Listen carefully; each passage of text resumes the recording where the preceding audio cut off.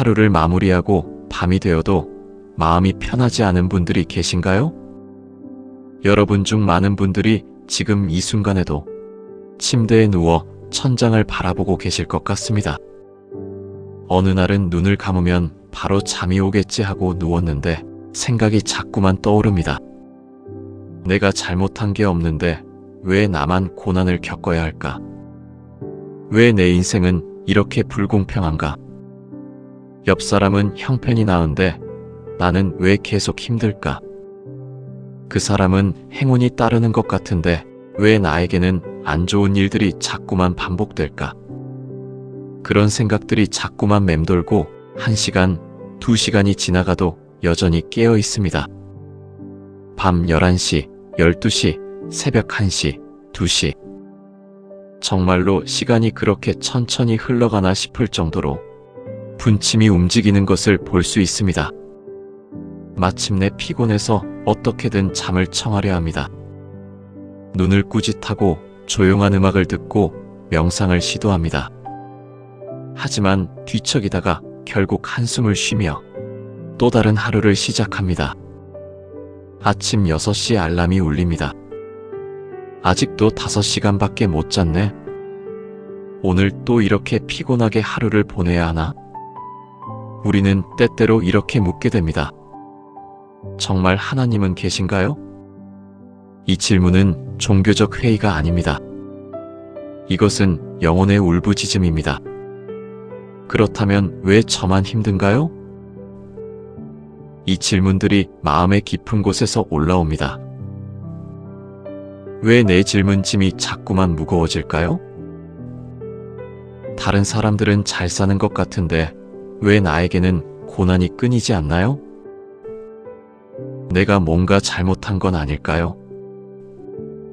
혹시 하나님이 나를 버리신 건 아닐까요? 내가 도대체 뭘 잘못했길래? 이런 질문들이 밤새 우리의 마음을 헤집고 다닙니다. 어둠이 깊어질수록 이런 질문들도 더욱 강해집니다. 낮에는 바쁜 일들이 있어서 이런 생각을 못합니다. 하지만 밤이 되면 모든 소음이 사라지면 우리의 영혼이 가장 솔직해집니다. 밤마다 반복되는 이 질문, 왜 저만 힘든가요? 이것은 우리가 처음 던지는 질문이 아닙니다. 이것은 누구나 한 번쯤 던져봤을 질문입니다. 심지어 가장 경건한 신자들도 이 질문을 던집니다. 오래전부터 많은 신자들이, 많은 믿음의 사람들이 같은 질문을 해왔습니다. 욥도 그랬습니다. 성경에서 완전하고 정직하고 하나님을 경외하고 악에서 떠난 사람이라고 불렸던 욥도, 예레미야도 그랬습니다. 여호와여, 주께서 저를 속이지 않으셨나이까? 나는 속임을 당했나이다. 그렇게 울부짖었던 예레미야도, 심지어 예수님을 따르던 제자들도 그 질문을 던졌습니다. 마가복음 4장의 그 장면을 기억하시나요? 제자들이 배를 타고 호수를 건너가고 있습니다. 예수님은 배 뒷부분에서 베개를 베고 주무시고 계십니다. 그때 갑자기 큰 바람이 불어 엄청난 광풍이 일어납니다. 파도가 배에 넘쳐서 물이 차올라갑니다. 제자들이 극도의 공포에 빠집니다. 경험 많은 어부들도 이런 풍랑은 처음입니다. 배가 가라앉겠어. 이대로면 우리 다 죽는다. 그리고 그들은 예수님을 깨웁니다. 선생님, 우리가 죽게 되었는데도 상관없으신가요? 여기서 우리가 주목할 것이 있습니다. 제자들의 말에 담긴 불신이 아니라 그들의 절망된 심정입니다. 당신이 정말 우리와 함께 하신다면 왜 이런 일이 우리에게 일어나나요? 이것이 바로 인간의 가장 근본적인 질문입니다. 고난 앞에서 우리는 누구나 같은 질문을 던집니다. 의로운 욥도, 하나님의 말씀을 전하던 예레미야도, 주님의 제자들도, 그리고 지금 밤이 되면 천장을 바라보는 우리도, 이 밤, 이 시간, 고난 속에서도 믿음을 잃지 않았던 사람들을 통해 우리는 깊이 있는 믿음의 의미를 배우게 될 것입니다. 그 사람의 이름은 욥입니다. 성경 욥기라는 책에 기록된 욥이라는 인물입니다. 욥은 아무것도 아닌 데서 시작했습니다. 우리는 욥기의 배경을 먼저 알 필요가 있습니다. 욥기 1장 1절부터 3절까지입니다. 우스 땅에 욥이라 하는 사람이 있었는데 그 사람은 완전하고 정직하여 하나님을 경외하며 악에서 떠났더라. 그에게 아들 7이 딸 3이 있었고 그 소유가 양 7,000, 약대 3,000, 소 500, 낙이 500이며 종도 많아서 동방 사람 중에 가장 큰 부자였더라. 이것을 잠시 생각해 봅시다. 욥은 단순히 부자가 아니었습니다. 동방 사람 중에 가장 큰 부자였습니다. 그것은 그 지역에서 가장 존경받는 사람이라는 뜻입니다. 욥기 29장에서 욥이 자신의 과거를 회상하는 말이 있습니다. 욥은 이렇게 말합니다. 내가 성문에 앉을 때 청년들이 나를 보고 피했으며 나이 많은 자들이 일어나 서 있었도다. 귀인들이 말을 삼가고 손을 입에 대었으며 고급들의 목소리가 감추었고 혀가 입천에 붙었도다. 이 말은 무엇을 의미할까요? 사람들이 욥을 그렇게 존경했다는 뜻입니다. 성문에 앉아 있었다는 것은 판사나 지도자 역할을 했다는 뜻입니다. 당시 사회에서 가장 중요한 역할을 했던 것이죠. 청년들이 피했다는 것은 그의 위엄을 나타냅니다. 나이 먹은 사람들이 일어났다는 것은 깊은 존경을 의미합니다. 욥기 29장 12절부터 17절까지 보면 욥이 얼마나 의로운 삶을 살았는지 알 수 있습니다. 나는 부르짖는 빈자를 건졌고 도움이 없는 고아도 건졌도다. 죽게 되는 자의 축복이 내게 미쳤고 과부의 마음이 나로 말미암아 즐거워했도다.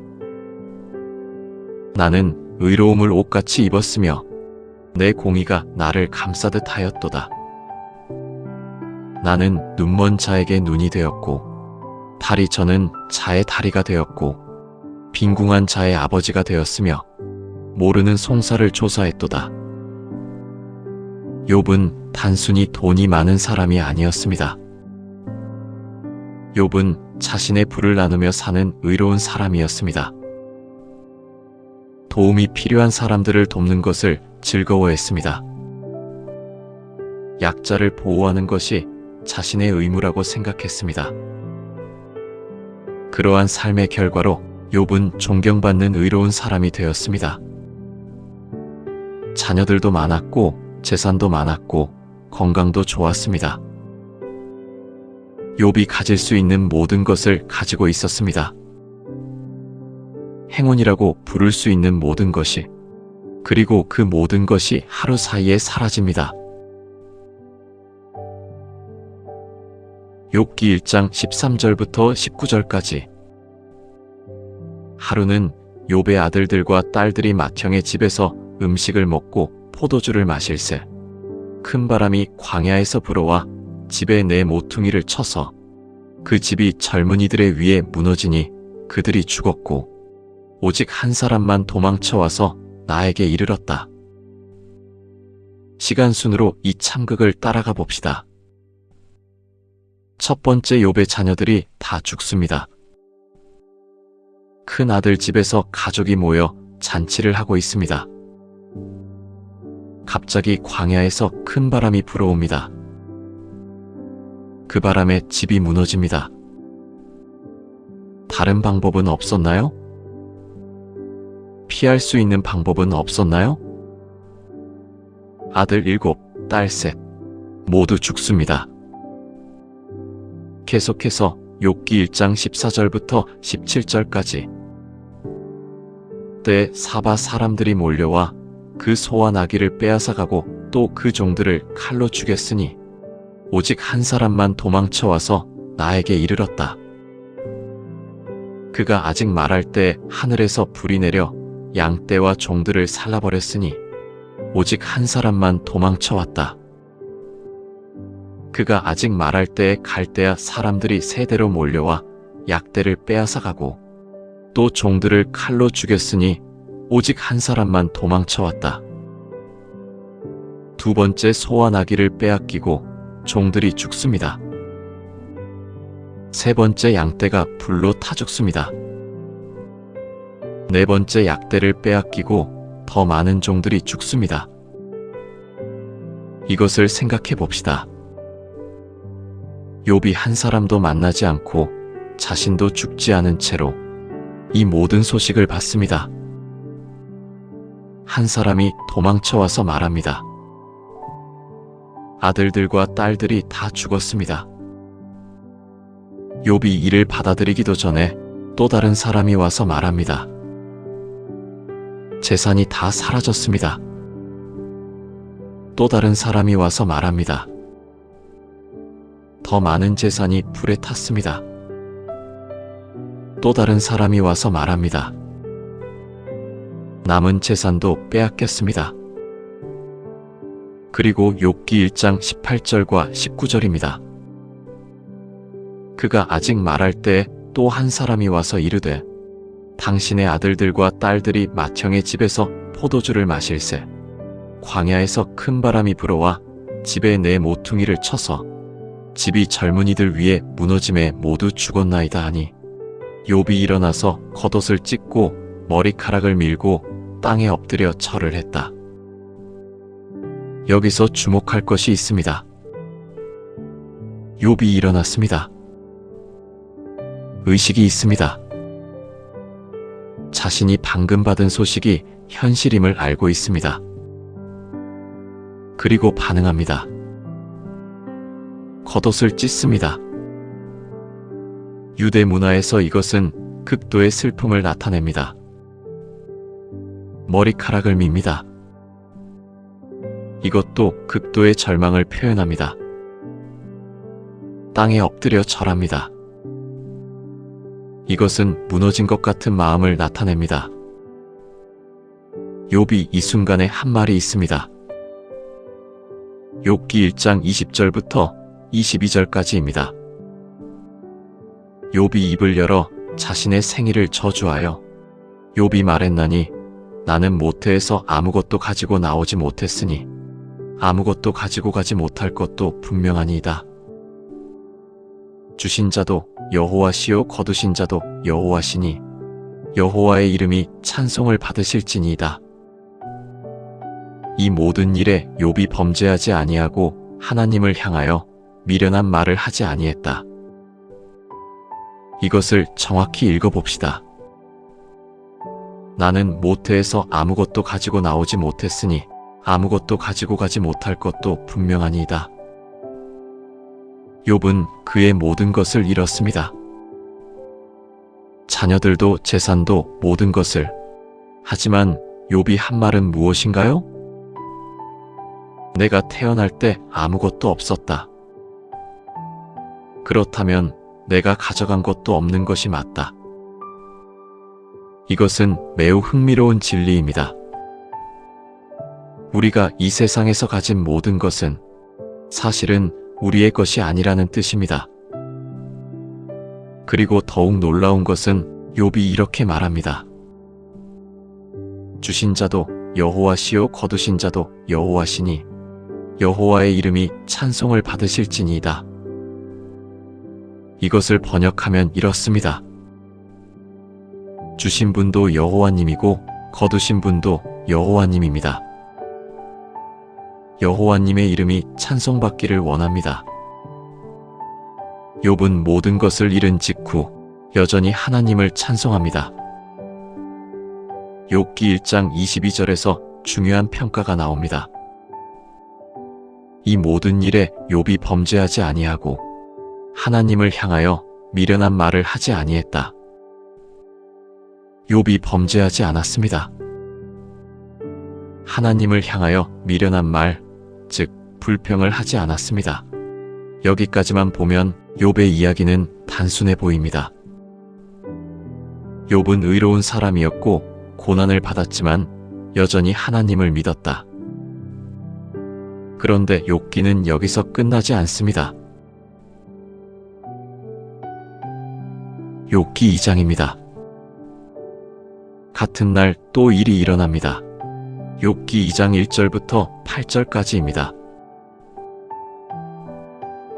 하루는 하나님의 아들들이 와서 여호와 앞에 섰고 사탄도 그들 가운데 와서 여호와 앞에 섰거늘 여호와께서 사탄에게 이르시되 너는 어디서 왔느냐? 사탄이 여호와께 대답하여 가로되 땅을 돌아 왕래하였나이다. 여호와께서 사탄에게 이르시되 내 종 욥을 주목하였는가? 그는 땅 위에 완전하고 정직하여 하나님을 경외하며 악에서 떠난 자라. 내가 나를 충동하여 까닭없이 그를 욕되게 하였으나 그가 그래도 자기의 정직함을 지켰나니라. 사탄이 여호와께 대답하여 가로되 가죽으로 가죽을 바꾸옵나이다. 사람이 자기의 생명을 위하여 자기의 소유를 다 드릴지니이다. 이제 당신의 손을 펼쳐 그의 뼈와 살을 치소서. 그러면 그가 당신을 향하여 저주하리이다. 여호와께서 사탄에게 이르시되 그를 내 손에 맡기노니 다만 그의 생명은 해하지 말지니라. 이에 사탄이 여호와 앞에서 물러나가서 욥의 발꿈치로부터 머리까지 악창으로 쳤으니 여기서 하늘의 상황을 보게 됩니다. 하나님이 사탄에게 말씀합니다.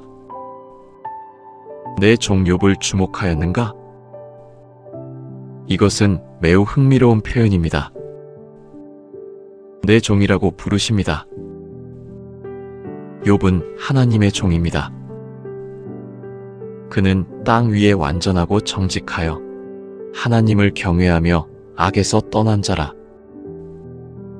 이것은 하나님의 평가입니다. 욥에 대한 가장 높은 평가입니다.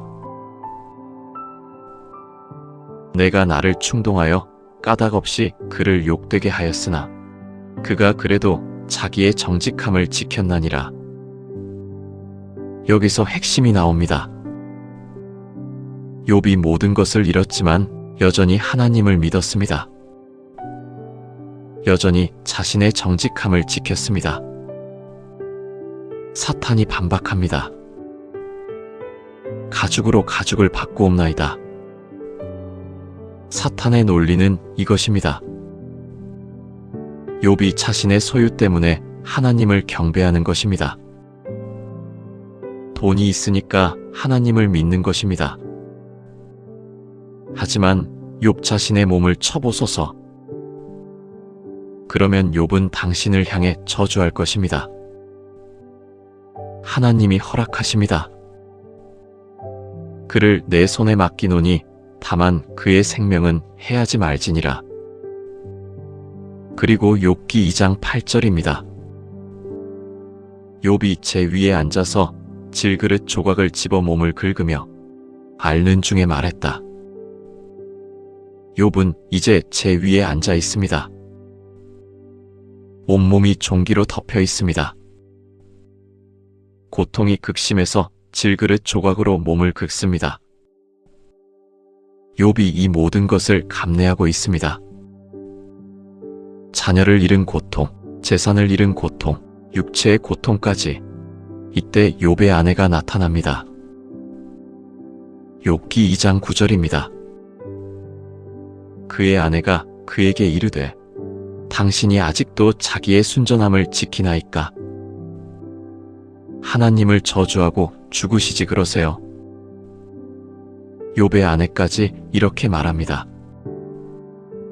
하나님을 저주하고 죽어버려요. 이렇게까지 고통받을 이유가 뭐가 있어요? 하지만 욥은 대답합니다. 욥기 2장 10절입니다. 욥이 그에게 이르되 그대는 어리석은 여자의 말을 하는도다. 우리가 하나님께 복을 받았은즉 재앙도 받지 아니하겠느냐? 이 모든 일에 욥이 입으로 범죄하지 아니했다. 욥은 그의 아내의 제안도 거절합니다. 여기까지의 욥의 상황을 정리해 봅시다. 욥은 자녀 10명을 모두 잃었습니다. 모든 재산을 잃었습니다. 온몸이 종기로 덮여 있습니다. 극심한 고통 속에 있습니다. 아내마저 그를 버릴 것 같습니다. 하지만 욥은 여전히 하나님을 저주하지 않습니다. 하나님에게 불평하지 않습니다. 자신의 믿음을 포기하지 않습니다. 욥기 2장 11절부터 13절까지입니다. 욥의 세 친구가 이 모든 재앙의 말을 듣고 각각 자기 곳에서 나와서 만나기로 약속하고 욥을 위로하며 위문하려 하여 나아왔으니 곧 대만 사람 엘리바스와 수아 사람 빌닥과 나아마 사람 소팔이라. 그들이 멀리서 욥을 보고 알아보지 못하여 큰 소리로 울고 각각 자기 겉옷을 찢고 공중에 티를 날려 자기 머리에 뿌렸고 그들이 욥과 함께 땅에 앉아 이레를 말하지 아니했다. 이제 욥의 세 친구들이 나타납니다. 그들은 욥의 형편을 듣고 달려옵니다. 그들이 욥을 보고 처음 하는 일이 큰 소리로 웁니다. 자신들의 옷을 찢습니다. 티를 날려 머리에 뿌립니다. 욥과 함께 땅에 앉습니다. 7일 동안 말을 하지 않습니다. 여기에 매우 중요한 구절이 있습니다. 욥기 2장 13절입니다. 그들이 그 고통이 심함을 보고 말을 못하였더라. 욥의 고통이 너무 깊어서 친구들이 말을 못했습니다. 그들도 말을 하려 했지만 욥의 고통 앞에서는 말을 할 수 없었습니다. 이것이 참된 위로입니다. 먼저 함께 있어주는 것입니다. 먼저 울어주는 것입니다. 먼저 침묵으로 동감해주는 것입니다. 그런데 이 침묵이 깨집니다. 욥이 입을 열기 시작합니다. 욥기 3장입니다. 욥기 3장 1절부터 3절까지입니다.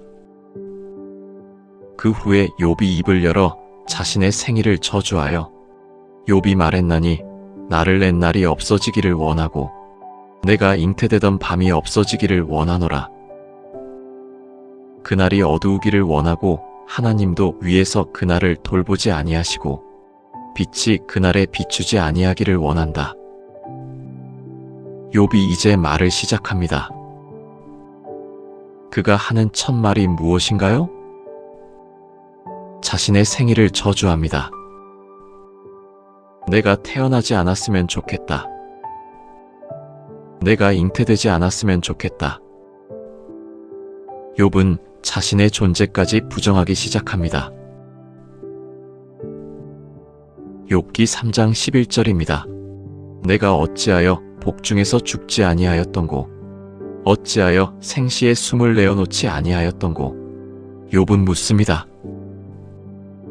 왜 나는 태어날 때 죽지 않았나? 왜 생시에 숨을 내어놓지 않았나?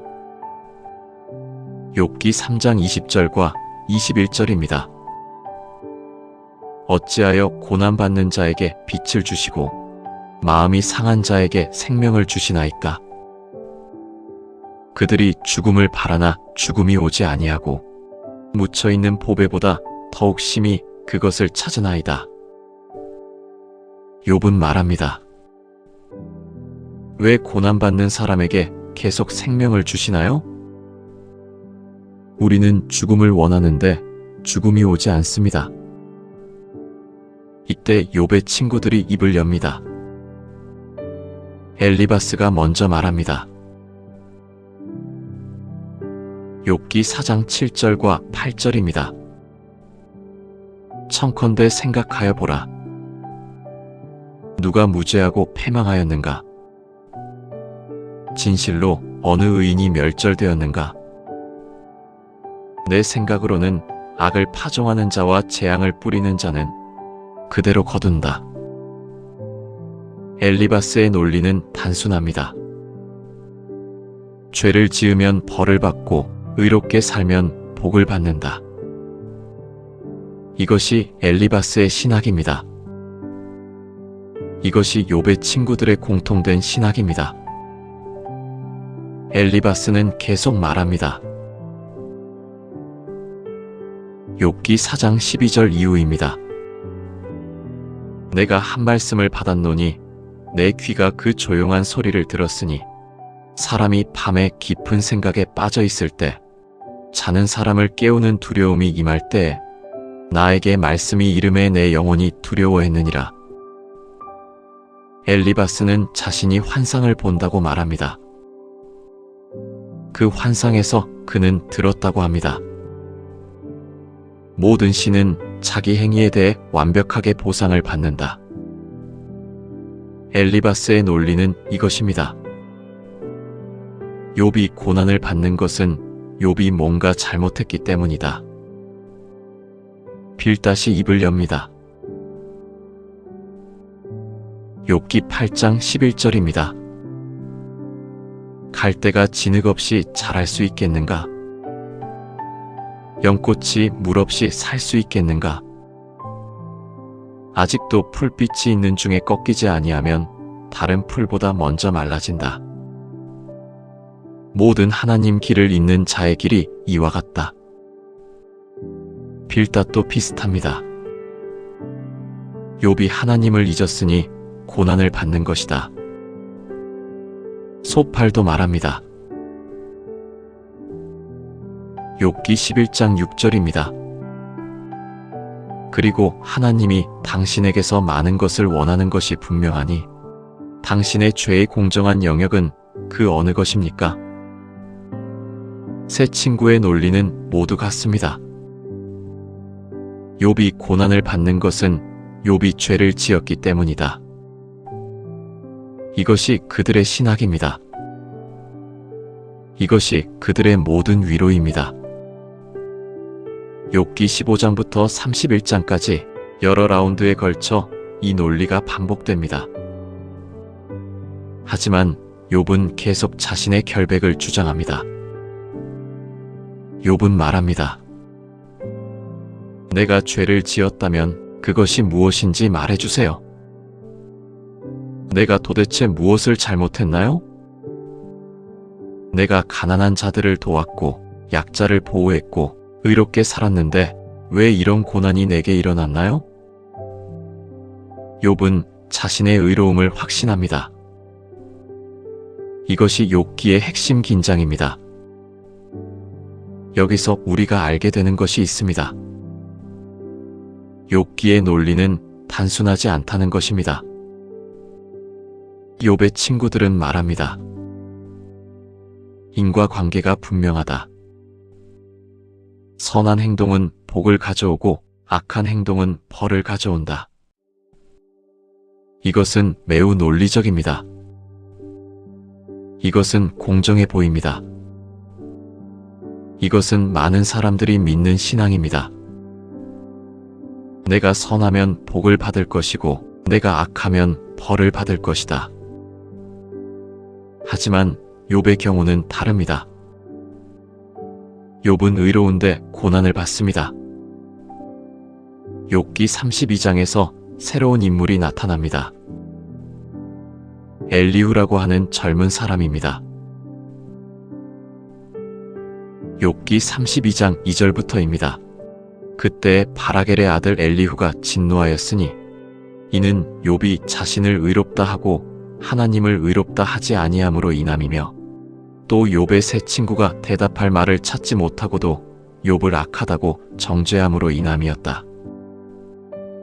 엘리후는 욥과 욥의 친구들 모두에게 분노합니다. 욥기 33장 12절과 13절입니다. 내가 너에게 대하여 말하리니 이것에 대하여 너는 의롭지 못하다. 하나님은 사람보다 크신즉 어찌하여 하나님과 변론한다고 하나님께 항의하겠는가?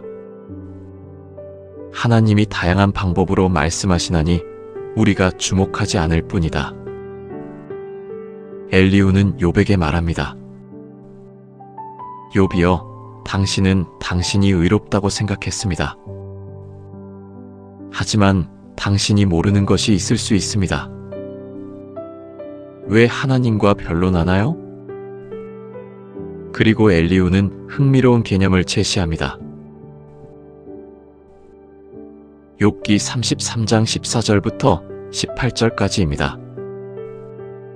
하나님이 한 방법으로 말씀하시고 다른 방법으로도 말씀하시나니 사람이 주목하지 아니할 뿐이라. 곧 밤의 꿈이나 이상으로든지 깊은 잠을 자는 사람을 위하여 사람의 귀에 열려서 인을 받게 할 때에 그들을 죄로부터 돌이키게 하고 그들에게서 자만심을 제거하여 그들의 영혼을 구렁이로부터 건지고 그들의 생명을 칼에서 보존하게 하는 것이다. 여기서 엘리후는 제시합니다. 고난이 반드시 벌이 아닐 수 있다는 개념입니다. 고난은 때로 교육적일 수 있습니다. 우리를 돌이키게 하는 교육입니다. 우리의 자만심을 제거하는 교육입니다. 우리를 구원하는 교육입니다. 이것이 매우 중요한 전환입니다. 욥기 32장 이후 논리가 바뀝니다. 더 이상 악행과 벌의 단순한 인과관계가 아닙니다. 고난이 더 깊은 의미를 가질 수 있다는 것을 제시합니다. 그리고 드디어 하나님이 말씀하십니다. 욥기 38장 1절부터입니다. 그때 여호와께서 폭풍 가운데서 욥에게 말씀하여 이르시되 하나님이 회오리 바람 속에서 나타나십니다. 이것은 뭔가 온순한 모습이 아닙니다. 이것은 심판의 모습처럼 보입니다. 하나님이 욥에게 질문을 던지십니다. 욥기 38장 2절부터입니다. 무지한 말로 나의 섭리를 어둡게 하는 자가 누구냐? 무릎을 꿇고 준비하라. 내가 너에게 물을 것이니 너는 내게 대답할지니라. 이것은 무서운 말씀입니다. 하나님은 욥에게 질문을 시작하십니다.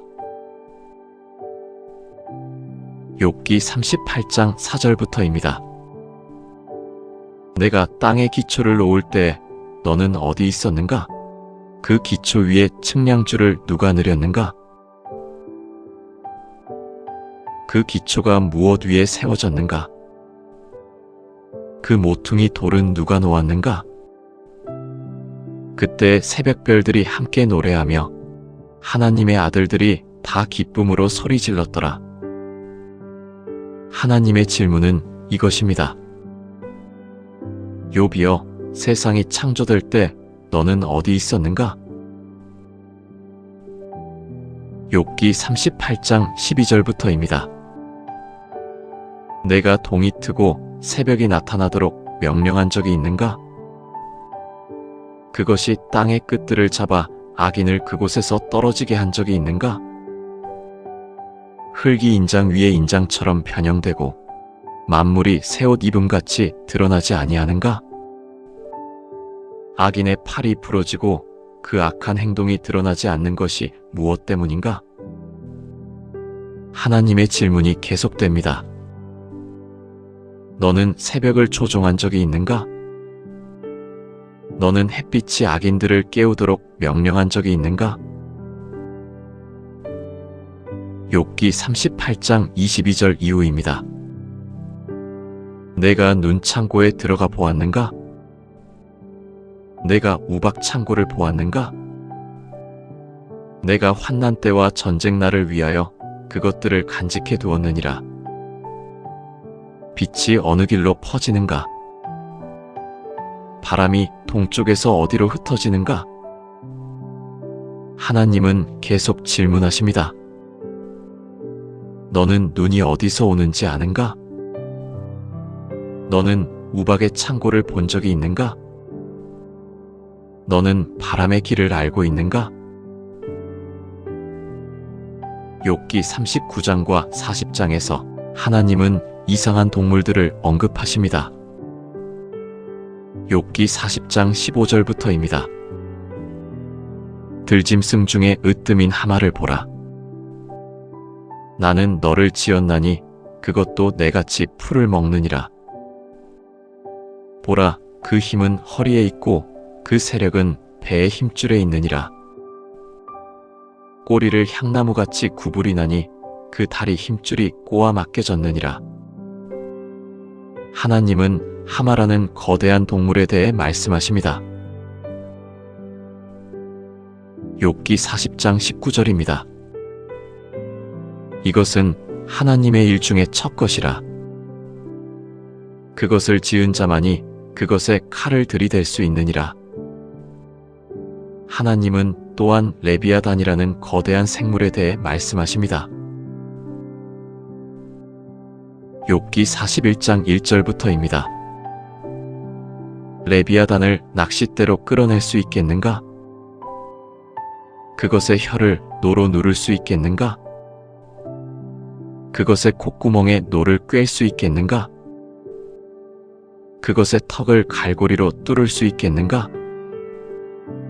하나님은 욥에게 묻습니다. 너는 이 거대한 생물을 조종할 수 있는가? 욥기 41장 10절부터입니다. 아무도 그것을 깨우지 못하리니 내 앞에서 누가 능히 설 수 있겠는가? 누가 나를 앞서서 나에게 무언가를 주었는가? 천지에 있는 것이 다 나의 것이 아닌가? 나는 그것의 힘과 우아한 형태와 그 갑옷에 세련된 것을 마땅히 들을 것이다. 하나님은 이것을 말씀하시며 결론 짓습니다. 내가 위대한 생물들을 창조했다. 나는 그것들을 조종한다. 너 욥이여, 너는 이런 것들을 할 수 있는가? 여기서 우리가 알게 되는 것이 있습니다. 하나님은 욥의 질문에 직접 대답하지 않으신다는 것입니다. 욥이 던진 질문, 하나님, 왜 나는 고난을 받나요? 내가 무엇을 잘못했나요? 당신이 정말 의로우신가요? 당신이 정말 공정하신가요? 하나님의 대답, 욥이여, 우주의 기초가 뭔지 아는가? 새벽을 조종한 적이 있는가? 눈의 창고를 본 적이 있는가? 거대한 짐승들을 조종할 수 있는가? 이것은 매우 이상해 보입니다. 욥은 답을 원했는데 하나님은 더 큰 질문을 던지십니다. 욥은 자신의 상황에 대한 설명을 원했는데 하나님은 자신의 위대함을 보여주십니다. 그런데 정확히 이 순간이 중요합니다. 욥기 42장 1절부터 6절까지입니다. 욥이 여호와께 대답하여 이르되 나는 알았나이다. 주께서는 모든 것을 하실 수 있으시며 주의 뜻은 막을 수 없다는 것을 알았나이다. 나는 무지한 말로 당신의 뜻을 어둡게 하였나이까? 내가 깨닫지 못한 일을 주장하였나이다. 이전에는 귀로 당신의 말씀을 들었거니와 이제는 눈으로 당신을 배움나이다. 그러므로 나는 회개하고 티끌과 제 위에서 뉘우칩니다. 이것이 욥의 깨달음입니다. 욥이 말합니다. 주께서는 모든 것을 하실 수 있습니다. 욥이 깨닫습니다. 내가 무지한 말로 당신의 뜻을 어둡게 했습니다. 욥이 고백합니다. 이전에는 귀로만 당신을 들었지만 이제는 눈으로 당신을 봅니다. 이것은 욥의 회개입니다. 하지만 이것을 오해하면 안 됩니다. 욥은 자신이 죄를 지었다고 고백하는 것이 아닙니다. 욥기 1장과 2장에서 이미 명확히 되었습니다. 욥은 죄인이 아닙니다. 욥이 회개하는 것은 다른 것입니다. 욥은 깨닫습니다. 내가 충분히 알지 못했다. 내가 하나님을 완전히 이해하지 못했다. 내가 당신에 대한 정보로만 알고 있었고 이제 당신을 직접 만났다. 욥기 42장 7절부터 9절까지입니다. 여호와께서 욥의 친구들에게 말씀하신 후에 대만 사람 엘리바스에게 이르시되 내 노가 너희에게 일어났나니 이는 너희가 나를 대하여 옳은 말을 하지 아니하였음이 내 종 욥과 같지 아니함이니라. 그런즉 너희는 재물과 소재물을 가져다가 내 종 욥에게로 가서 내 종 욥이 너희를 위하여 기도하는 동안에 그 기도를 받으리니 내가 너희의 어리석음을 따라 너희를 벌하지 아니하리라. 이는 너희가 나를 대하여 옳은 말을 하지 아니하였음이 내 종 욥과 같지 아니함이니라. 여기서 하나님은 욥의 친구들을 책망하십니다. 너희가 나를 대하여 옳은 말을 하지 아니하였다. 욥의 친구들은 잘못된 신학을 가지고 있었습니다. 욥기 42장 10절부터입니다. 욥이 친구들을 위하여 기도하니 여호와께서 욥의 잘못을 돌이키셨고 욥의 처음 소유보다 배나 더 주셨으니 욥의 모든 형제와 모든 자매와 전에 그를 알던 자들이 다 와서 그의 집에서 그와 함께 먹고 마시며 여호와께서 그의 위에 내리신 모든 재앙을 위하여 그를 위로하고 위문하고 각각 한 가씩과 금한 고리씩을 주었다. 욥이 친구들을 위해 기도합니다. 하나님은 욥의 기도를 들으십니다. 그리고 욥기 42장 12절부터입니다. 여호와께서 욥의 모든 고난을 불쌍히 여기셨으므로 욥의 처음 소유보다 배나 더 주셨으니 곧 양 1만 4천과 약대 6천과 소 1,000과 낙이 1,000마리며 욥의 재산이 패로 돌아옵니다. 욥기 42장 13절부터입니다. 또한 아들 7과 딸 3을 낳았고 그 딸들의 이름은 첫째는 여미마, 둘째는 기지야, 셋째는 게렌 하팍이라 하였고 온 땅에서 욥의 딸들처럼 아름다운 여인이 없었으니 그의 아버지가 그들에게도 그들의 형제와 같이 기업을 주었고 욥은 이후에 140년을 살면서 자식과 자손들을 보고 사대를 거쳐 죽었다. 욥이 새로운 자녀들을 낳습니다. 7명의 아들과 3명의 딸. 욥기는 기록합니다. 온 땅에서 욥의 딸들처럼 아름다운 여인이 없었다. 욥은 140년을 더 살며 자손들을 봅니다. 여기서 우리가 주목해야 할 것이 있습니다. 욥의 회복은 완벽한 것이 아닙니다. 욥은 10명의 자녀를 잃었습니다. 그 자녀들은 돌아오지 않습니다. 새로운 자녀들이 태어났지만 잃어버린 자녀들이 돌아온 것은 아닙니다. 욥의 재산은 배가 되었습니다. 하지만 그 과정의 고통은 사라지지 않습니다. 그렇다면 욥기가 우리에게 말하는 것이 무엇일까요? 외적 회복이 아니라는 것입니다.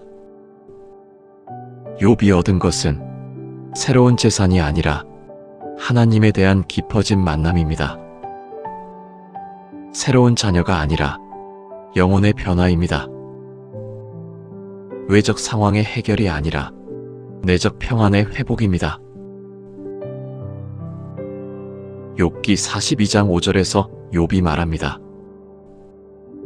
이전에는 귀로 당신의 말씀을 들었거니와 이제는 눈으로 당신을 배움나이다. 이것이 욥의 진정한 변화입니다. 욥은 더 이상 하나님에 대해 아는 것이 아니라 하나님을 만났습니다. 욥은 더 이상 신학적 개념으로 하나님을 아는 것이 아니라 인격적 관계로 하나님을 만났습니다. 이것이 욥기가 우리에게 가르치는 진리입니다. 고난 속에서 우리가 진정으로 만나는 것은 상황의 해결이 아니라 하나님 자신이다. 이제 우리 자신에게 적용해 봅시다. 당신이 지금 밤마다 던지는 질문, 하나님, 왜 저만 힘든가요? 이 질문은 잘못된 질문이 아닙니다. 욥도 던졌습니다. 왜냐하면 이것은 우리 영혼의 가장 진정한 외침이기 때문입니다. 우리가 겪는 고난의 종류는 다양합니다. 어떤 사람은 질병의 고난을 겪습니다. 의학적으로 치료 불가능한 병, 매일 아침 깨어날 때마다 느껴지는 육체의 통증, 의약품으로도 해결되지 않는 고통. 어떤 사람은 경제적 고난을 겪습니다. 사업 실패, 일자리 상실, 가족을 부양할 수 없는 두려움, 매달 월세를 걱정해야 하는 현실, 자녀들의 교육비를 감당할 수 없는 상황. 어떤 사람은 관계의 고난을 겪습니다.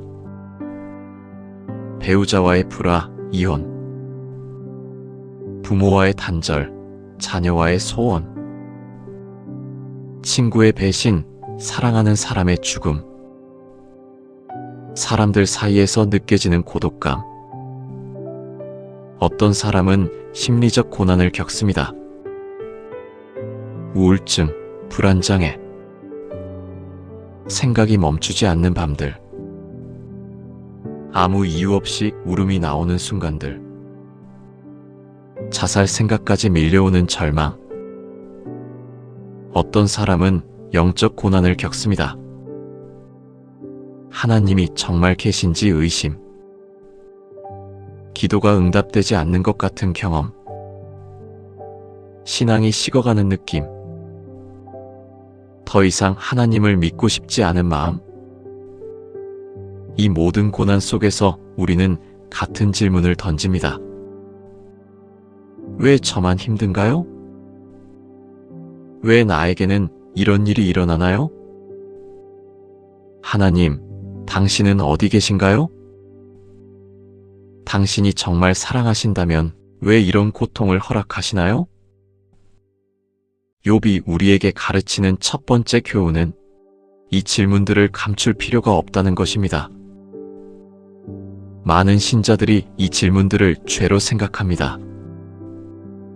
신앙이 깊은 사람이라면 이런 생각을 하지 않을 텐데, 진정한 그리스도인이라면 항상 감사해야 할 텐데, 더 영적이어야 한다면 이런 의심을 가지면 안 되는데. 하지만 욥기는 우리에게 이것을 보여줍니다. 욥은 자신의 절망을 드러냈습니다. 욥은 자신의 질문을 숨기지 않았습니다. 욥은 자신의 고통을 하나님 앞에서 토로했습니다. 그리고 욥은 의롭다고 불렸습니다. 욥이 그의 감정을 숨겼거나 가장했다면 욥은 의롭다고 불리지 못했을 것입니다.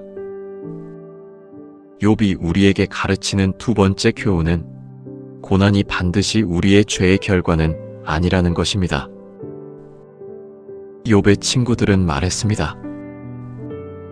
당신이 고난을 받는 것은 당신이 죄를 지었기 때문입니다.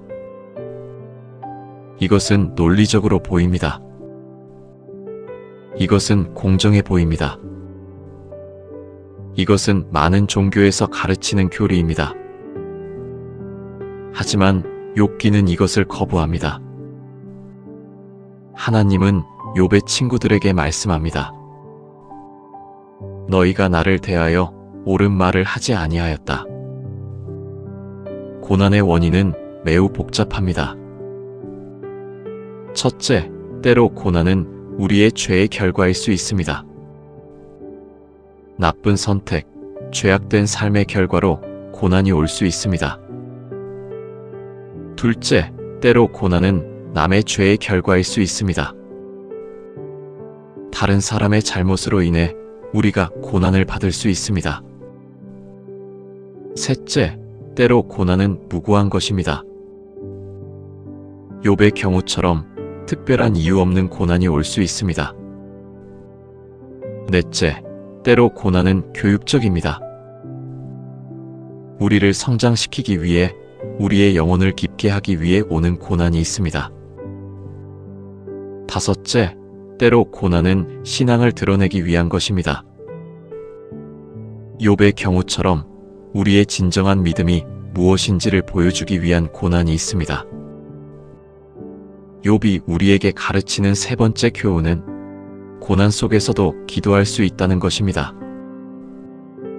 욥기 42장 8절입니다. 나의 종 욥이 너희를 위하여 기도할 것이니. 흥미롭게도 욥의 회복은 욥이 기도할 때 시작됩니다.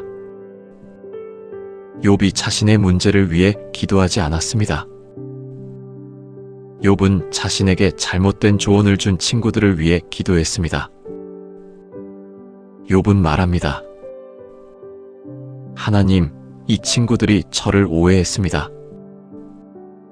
하지만 그들도 당신의 자녀입니다. 그들을 용서해 주시기를 원합니다. 고난 속에서도 타인을 위해 기도할 수 있습니다. 고난 속에서도 타인을 위해 사랑할 수 있습니다. 고난 속에서도 타인을 위해 중보할 수 있습니다. 욥이 우리에게 가르치는 네 번째 교훈은 하나님과의 만남이 상황보다 더 중요하다는 것입니다. 욥기 42장 5절. 이전에는 귀로 당신의 말씀을 들었거니와 이제는 눈으로 당신을 배움나이다. 욥의 상황은 여전히 아프습니다. 잃은 자녀들은 돌아오지 않았습니다. 겪었던 고통의 흔적은 남아 있습니다.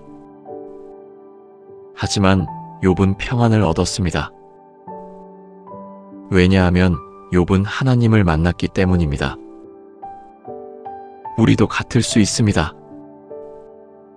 우리의 상황이 완벽하게 해결되지 않았어도 우리가 하나님을 만난다면 우리는 평안을 얻을 수 있습니다. 우리의 밤에 이 진리를 적용해 봅시다. 오늘 밤 당신이 침대에 누워 천장을 바라보며 하나님, 왜 저만 힘든가요? 라고 묻는다면 잠시 멈추고 생각해 봅시다. 이 고난이 나를 어떻게 변화시킬 수 있을까? 이 고통이 나의 영혼을 어떻게 깊게 할 수 있을까? 이 절망 속에서 나는 무엇을 배울 수 있을까? 이 밤 속에서 나는 하나님을 어떻게 만날 수 있을까? 특별히 질병의 고난 속에 있는 분들을 생각해 봅시다. 당신이 갑자기 진단을 받았다고 해봅시다. 의사가 말합니다. 진단 결과 암입니다. 치료하기 어려운 질병입니다.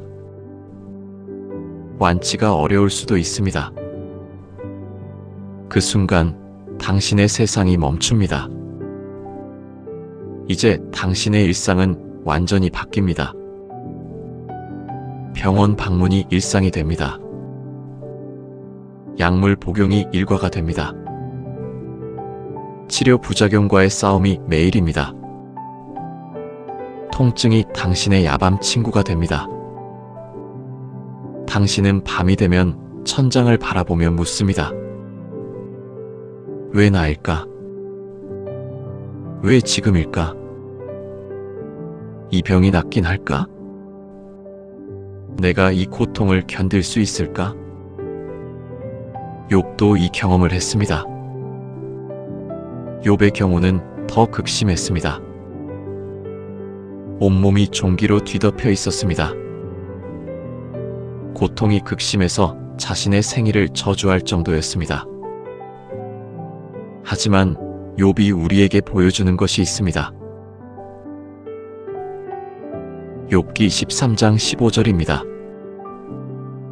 그가 나를 죽이시더라도 나는 그를 신뢰할 것이고 내 행위를 그에게 변명하려 하겠노라. 이것이 욥의 고백입니다. 설령 나를 죽이신다 해도 나는 주님을 신뢰합니다.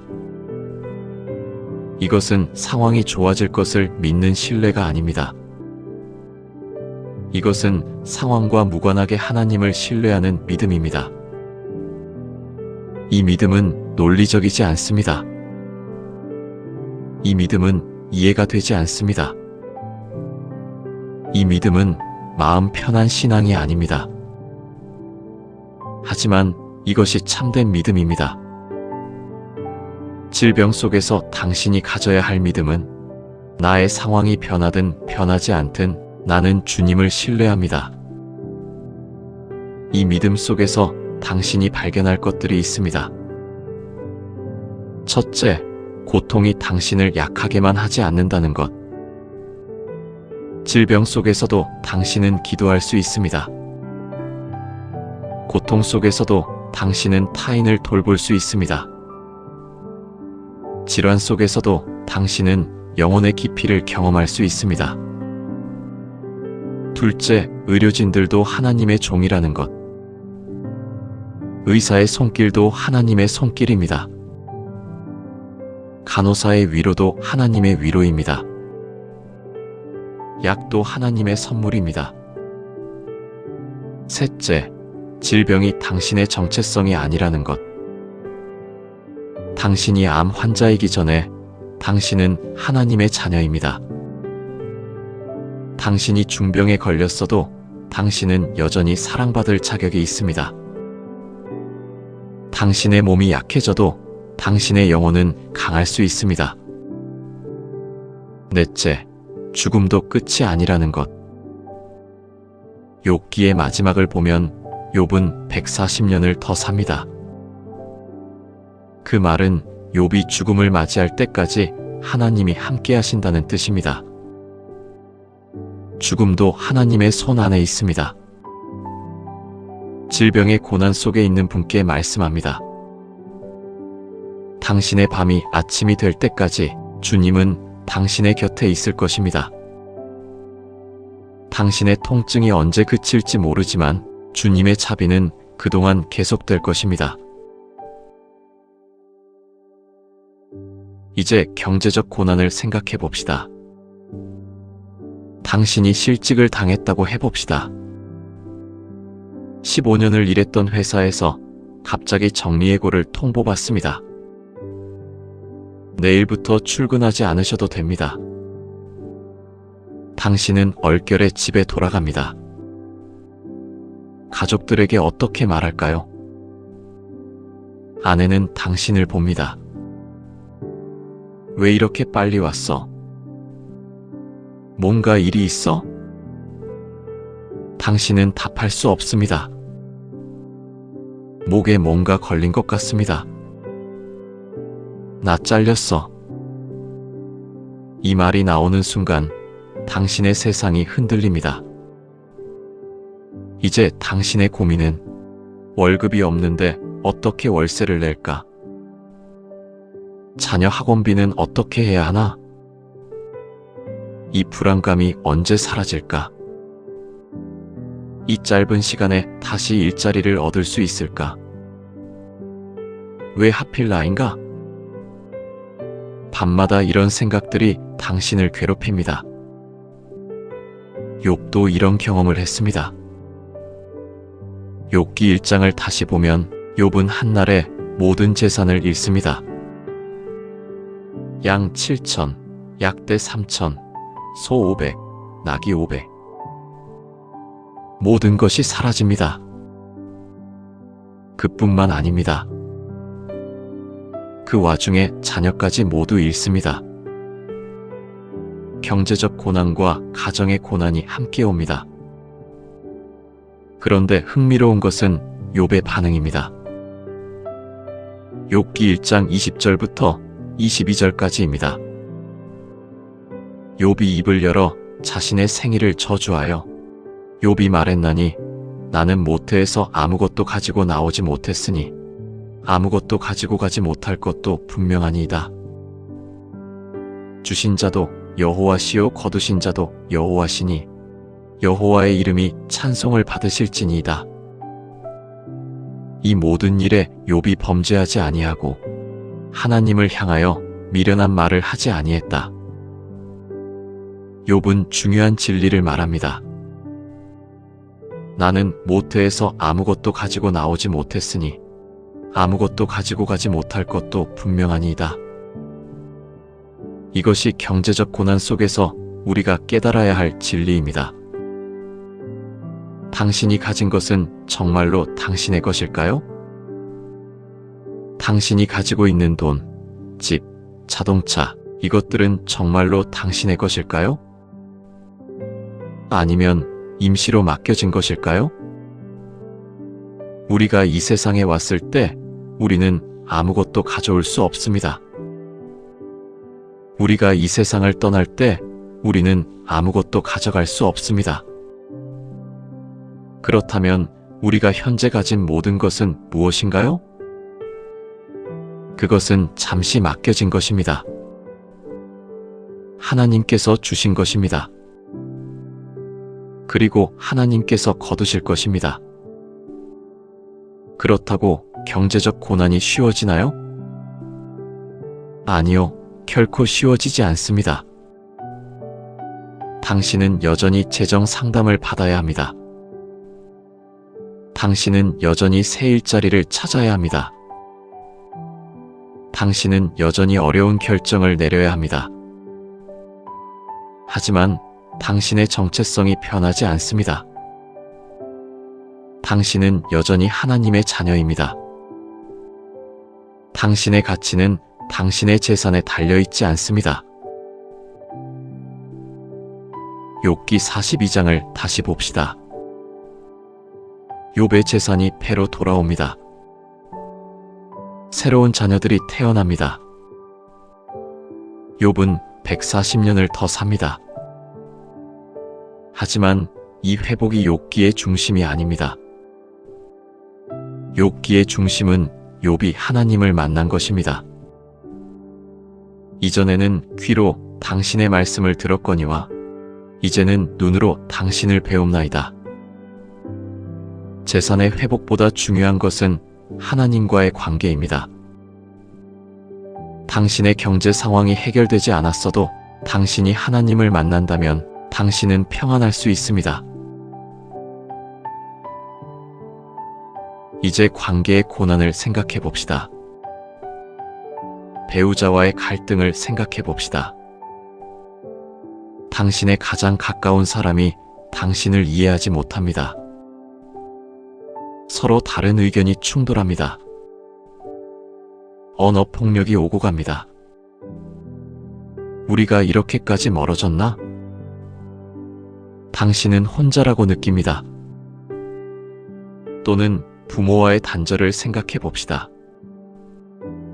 부모와 갈등이 생겼습니다. 인생의 선택에 대해 의견이 다릅니다. 부모는 당신의 결정을 인정하지 않습니다. 당신도 부모의 기준을 이해할 수 없습니다. 결국 연락이 끊어집니다. 휴일이 되어도 집에 갈 수 없습니다. 또는 자녀와의 소원을 생각해 봅시다. 사춘기 자녀가 부모인 당신에게 마음을 닫습니다. 자녀는 당신을 신뢰하지 않습니다. 뭐해? 왜 내 일에 참견해? 엄마 아빠 말은 안 들을래? 부모인 당신도 무력합니다. 자녀의 마음을 열 수 없습니다. 또는 사랑하는 사람의 죽음을 생각해 봅시다. 배우자를 잃었습니다. 자녀를 잃었습니다.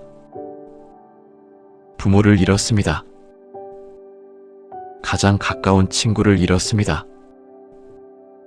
이제 당신의 밤은 다릅니다. 왜 말을 안 걸어오나? 라고 생각했던 밤이 다시 말해주길 바란다는 밤으로 바뀝니다. 이런 고난 속에서 욥이 우리에게 보여주는 것이 있습니다. 욥의 아내가 욥에게 말합니다. 욥기 2장 9절입니다. 그의 아내가 그에게 이르되 당신이 아직도 자기의 순전함을 지키나이까? 하나님을 저주하고 죽으시지 그러세요. 심지어 욥의 가장 가까운 사람이 욥을 버립니다. 하지만 욥의 반응이 인상적입니다. 욥기 2장 10절입니다. 욥이 그에게 이르되 그대는 어리석은 여자의 말을 하는도다. 우리가 하나님께 복을 받았은즉 재앙도 받지 아니하겠느냐? 이 모든 일에 욥이 입으로 범죄하지 아니했다. 욥은 아내의 거절도 받아냅니다. 관계의 고난 속에서 우리가 배워야 할 것이 있습니다. 첫째, 당신은 타인을 완전히 통제할 수 없다는 것. 당신이 아무리 열심히 해도 상대방이 반응하지 않을 수 있습니다. 자녀도 배우자도 부모도 최종적인 선택은 그들의 것입니다. 둘째, 관계가 끝나도 당신의 믿음은 흔들리지 않아야 한다는 것. 욥이 아내의 말도 거절했듯이 당신도 상황에 흔들려 신앙을 포기하면 안 됩니다. 셋째, 당신이 할 수 있는 것은 기도하고 사랑하는 것뿐이라는 것. 당신이 상대를 바꿀 수는 없습니다. 하지만 당신은 기도할 수 있습니다. 당신은 계속 사랑할 수 있습니다. 당신은 문을 열어둘 수 있습니다. 욥기 42장을 보면 욥은 친구들을 위해 기도합니다. 그리고 그 기도 이후 상황이 회복됩니다. 관계의 고난 속에 있는 분께 말씀합니다. 당신이 할 수 있는 모든 것을 다 했다면 이제는 주님께 맡기세요. 당신의 말이 아니라 주님의 손길이 그들을 바꿀 것입니다. 당신의 노력이 아니라 주님의 사랑이 그들을 회복시킬 것입니다. 그리고 당신도 그 과정 속에서 깊어질 것입니다. 이제 심리적 영적 고난을 생각해 봅시다. 당신이 우울증으로 진단받았다고 해봅시다. 아무 이유 없이 슬픕니다. 아무것도 재미있지 않습니다. 죽음이 떠오릅니다. 차라리 내가 없는 게 낫지 않을까? 당신이 불안장애를 앓고 있다고 해봅시다. 마음이 계속 불안합니다. 혹시 뭔가 나쁜 일이 일어나지 않을까? 혹시 내가 혼자 남겨지지 않을까? 혹시 나는 미쳐가는 건 아닐까? 당신의 신앙이 흔들렸다고 해봅시다. 정말 하나님이 계실까? 기도가 정말 도움이 될까? 왜 하나님은 나를 도와주지 않을까? 나는 너무 죄인이라 구원받을 수 없을까? 이런 심리적 영적 고난은 다른 고난과 다릅니다. 외부에 표현하기 어렵습니다. 주변 사람들이 이해하기 어렵습니다. 그냥 긍정적으로 생각해. 믿음이 부족해.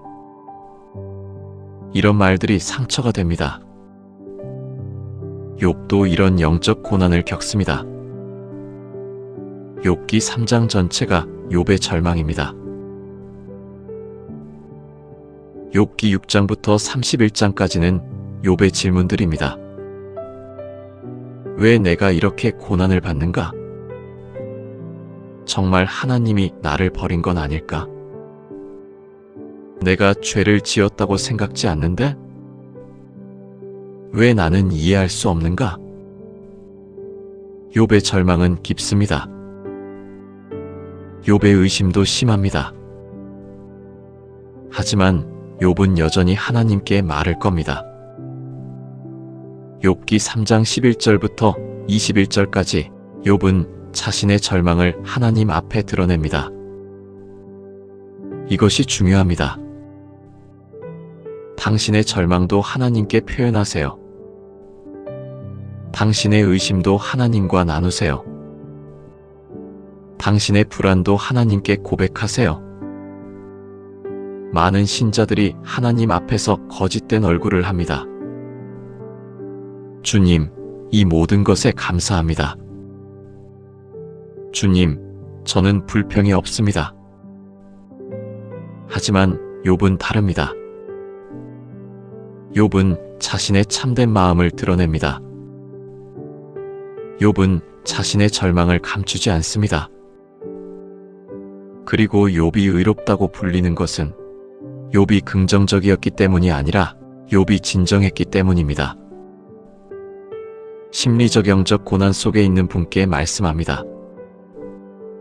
첫째, 당신의 느낌은 죄가 아닙니다. 우울함을 느껴도 죄인이 아닙니다. 불안을 느껴도 신앙이 없는 것이 아닙니다. 의심을 해도 믿음이 부족한 것이 아닙니다. 둘째, 전문가의 도움을 받는 것은 약함이 아닙니다. 정신과 의사를 찾아가세요. 상담사와 만나세요. 이것도 하나님께서 주신 도움의 방법입니다. 셋째, 기도할 때 당신의 참된 마음을 드러내세요. 주님, 저는 불안합니다. 주님, 저는 혼자라고 느껴집니다. 주님, 저는 지쳐 있습니다. 이렇게 기도할 때 당신은 하나님과 진정한 만남을 가질 수 있습니다. 욥이 그랬듯이 당신도 기도 속에서 하나님을 만날 수 있습니다. 밤이 무서운 이유는 어둠 때문입니다. 우리의 고난의 밤도 마찬가지입니다. 보이지 않는 미래, 해결되지 않는 문제들, 끝나지 않을 것 같은 고통, 이 어둠이 우리를 포위합니다. 하지만 욥기를 보면서 우리가 알게 되는 것, 그 밤도 영원하지는 않다는 것입니다. 욥기 3장에서 욥이 절망할 때 욥은 자신의 날을 저주합니다. 내가 태어나지 않았으면 좋겠다. 그 절망이 마치 영원히 계속될 것처럼 느껴집니다. 하지만 욥기 42장에서 욥은 평안을 누립니다. 그것도 전과는 다른 더욱 깊은 영혼의 평안입니다. 우리도 이렇게 될 수 있습니다. 밤속에서 절망하는 우리도 새벽의 회복을 경험할 수 있습니다. 시편 30편 5절입니다. 그 진노는 잠깐이고 그 은혜는 평생이며 저녁에는 울음이 머물고 아침에는 기쁨이 오는도다. 이것이 하나님의 약속입니다. 저녁의 울음은 아침이 되면 기쁨으로 바뀐다는 약속입니다. 당신이 지금 밤속에 있을 수도 있습니다. 고난의 밤, 절망의 밤, 의심의 밤. 당신 중 많은 분들이 그런 밤을 지나고 있을 것입니다. 하지만 오늘 욥의 이야기를 통해 우리가 배운 것이 있습니다. 그 밤이 당신을 완전히 파괴할 수 없다는 것. 그 밤이 오히려 당신의 영혼을 더욱 깊게 한다는 것. 그 밤 속에서도 하나님은 당신을 버리지 않으신다는 것. 욥이 그 긴 밤 속에서 가진 것이 무엇이었을까요? 외적으로는 아무것도 없었습니다. 재산도 없었고 건강도 없었고 자녀도 없었습니다. 하지만 욥이 가진 것이 있었습니다. 기도할 수 있는 마음, 절망 속에서도 하나님을 찾는 마음입니다. 질문할 수 있는 용기, 자신의 의심과 절망을 드러낼 수 있는 용기입니다. 타인을 위해 중보할 수 있는 사랑, 자신의 고통 속에서도 다른 사람을 생각할 수 있는 마음을 가졌습니다. 하나님을 만날 수 있는 열린 마음, 모든 조건이 갖춰지기를 기다리지 않고 하나님을 만날 수 있는 마음이 있었습니다. 이것이 욥을 그 밤을 견딜 수 있게 했던 힘이었습니다. 이것이 욥을 영혼으로 살게 했던 능력이었습니다. 우리도 같은 것을 가질 수 있습니다. 외적인 조건이 나아지기를 기다릴 필요 없습니다. 지금 이 순간에도 우리는 기도할 수 있습니다. 지금 이 순간에도 우리는 하나님을 찾을 수 있습니다. 지금 이 순간에도 우리는 타인을 위해 기도할 수 있습니다. 그리고 그것이 바로 우리의 영혼을 회복시키는 시작입니다. 밤이 되면 천장을 바라보는 많은 분들에게 말씀합니다. 당신의 고난이 당신을 완전히 파괴할 수 없습니다. 당신의 절망이 당신의 끝이 아닙니다. 당신의 의심이 당신의 불신은 아닙니다. 욥처럼 당신도 이 밤을 견딜 수 있습니다. 당신도 이 밤 속에서 하나님을 만날 수 있습니다. 당신도 이 밤을 통해 더욱 깊은 믿음을 갖게 될 수 있습니다. 밤마다 반복되는 당신의 질문, 하나님, 왜 저만 힘든가요? 그 질문을 멈추지 마세요. 그 질문은 당신의 약함이 아닙니다. 그 질문은 당신이 여전히 하나님을 찾고 있다는 증거입니다. 하나님은 그 질문을 들으십니다. 하나님은 그 절망을 보시십니다. 하나님은 그 의심도 아십니다. 그리고 하나님은 응답하십니다. 당신이 느끼기에는 느린 응답일지 모르지만 그것은 당신을 더욱 깊은 믿음으로 이끌기 위한 속도입니다.